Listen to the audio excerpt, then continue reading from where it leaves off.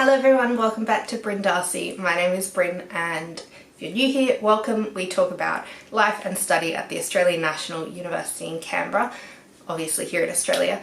If you have previously watched my videos, welcome back. I hope you enjoy this video. So today's video I'll be talking about how to stay organised while you're studying here at ANU.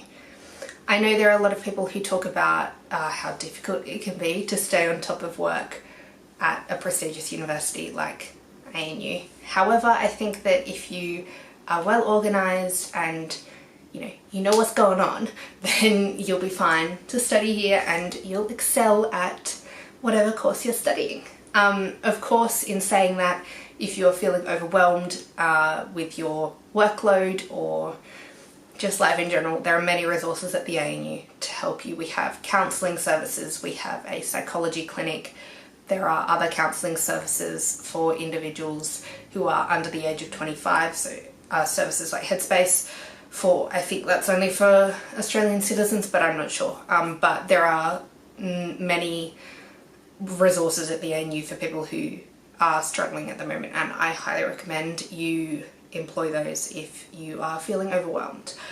But in saying that, here are some tips that you can employ prior to the feeling of overwhelmedness. And I think that they will help you, as they have helped me, to maintain organisation and a sense of calmness about what we are studying and how much work we have. So I have 5 tips today. 5 seems like a very common number for me. I think that this will be quite a short video, but I hope that you enjoy it anyway. And if you have any suggestions for future videos, please leave them below. And if you would like to reach out to me to talk about your experiences at the ANU or what your experience might be like, don't hesitate to do so. I have Instagram, I have an email, and you can contact any of them. So here we go. So the first thing I would suggest you do is to get the ANU calendar. So the ANU actually has a calendar that they offer. You'll find it in the Student Central building. I think it's the Diagonal building next to the library. This calendar consists of, it's a yearly planning calendar. It's quite big, but if you have space, hang it up. I think you can get them laminated and put them on your desk. But this calendar was the thing that saved me in my second semester last year. Just having it in front of you when all of your assessments are in this format was really useful to me, because personally I didn't find the semester length planners particularly useful, because the ones that the ANU provides at least were really confusing for my brain. So instead I really liked this big calendar that the ANU had. I would cross out the days as they went along, and I would write down whenever I found out the due date of an assessment, I would write it down on that calendar. The ANU does also offer a semester length planner, as I said, but for me that wasn't as useful, but for other people that can be very useful. And in O Week they have courses, I wouldn't say courses, but they have little seminars on how to approach university for the first time if you've never been, basically, and they're really useful. And also you'll find all of these resources there. So last year I attended some of these at the start of the year and I found them great. So if you sometimes struggle with organisation, I would recommend heading to those, grabbing the resources and listening to what they have to say.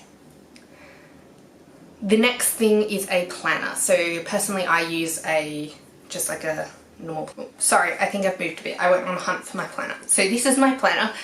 It's just a normal 2021 planner from Target. Has a week layout like this, and also it has at the start a yearly layout like this. Both of which I find very useful. Yeah, and I just organise my days in that sort of planner. If I have, something big on that week that I need to attend, I'll put it in that planner. My third tip is an extension from this as well. I like to use Excel to plan a weekly plan. In this weekly plan I put in literally everything I'm doing in 30-minute increments. So if I have a class I have to attend, that goes in there. If I have an assessment that's due and I'm wanting to spend 2 hours writing the essay, that goes in there. Lunch, workouts, meeting with people, all of that goes in the planner. This is not something for everyone. To plan your life in 30-minute increments is not something that everyone will like to do and not something that everyone should do.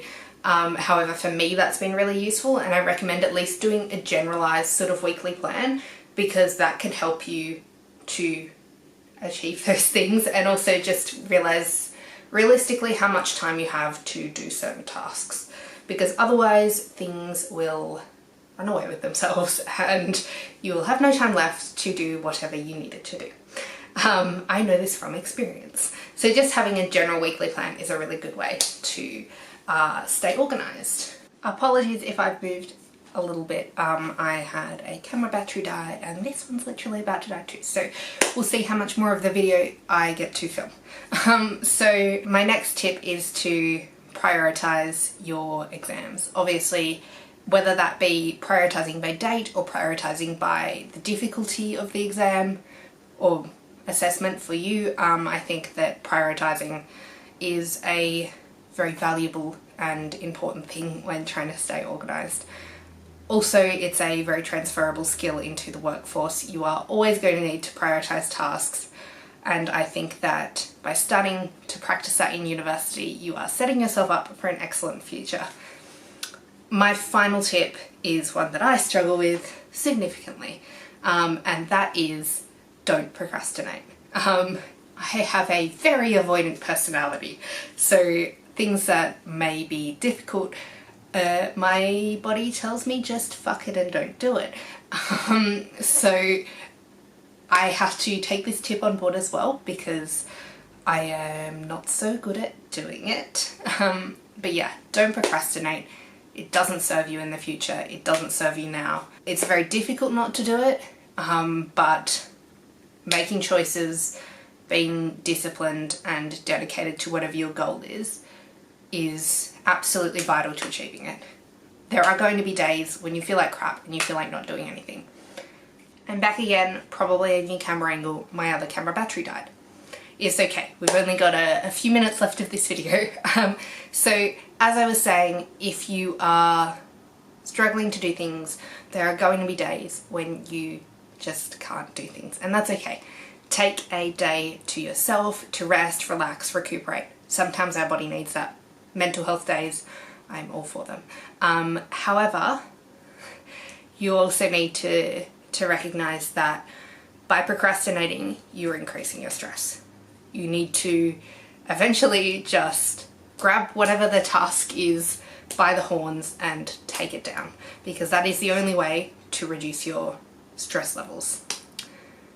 Okay, so that brings me to the end of this week's video. I hope, well, not this week's, this day's video. I hope you've enjoyed it, and I hope you are enjoying my other videos.